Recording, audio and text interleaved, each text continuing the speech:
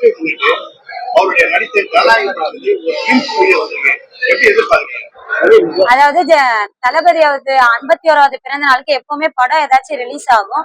ஆனா இந்த முறை ரிலீஸ் ஆகல. அதுவே எங்களுக்கு கொஞ்சம் ரசிகரா இருந்து மன உளைச்சலா இருக்கு. இருந்தாலும் ஜனவரி 9ஆம் தேதி அவரோட படம் ரிலீஸ் ஆகும் அப்படின்றது ரொம்ப எதிர்பார்ப்போட இருக்கும். இந்த இவரோட பிறந்த நாளை முன்னிட்டு ஒரே ஒரு நிமிடம் கிளிம்ஸ் வீடியோ ஒண்ணு வந்தது, என் நெஞ்சில் குடியிருக்கும். அதை பார்க்கவே எங்களுக்கு அவ்வளவு எப்படி போச்சுன்னே தெரியல. அந்த ஒரு நிமிஷமே போயிடுச்சு. அதனால நாங்க அது ரொம்ப ஆவலோட எதிர்பார்க்கிறோம். அவரோட பிறந்த நாள் அதுவும் படம் ரிலீஸ் ஆகல.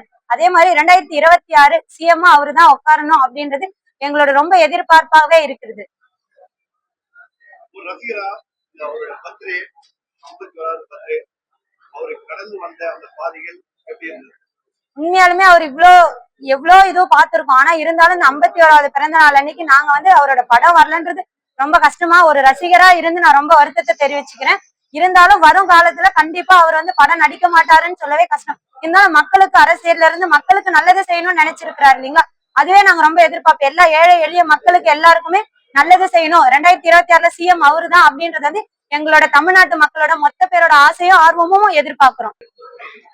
ஹாப்பி பர்த்டே அண்ணா.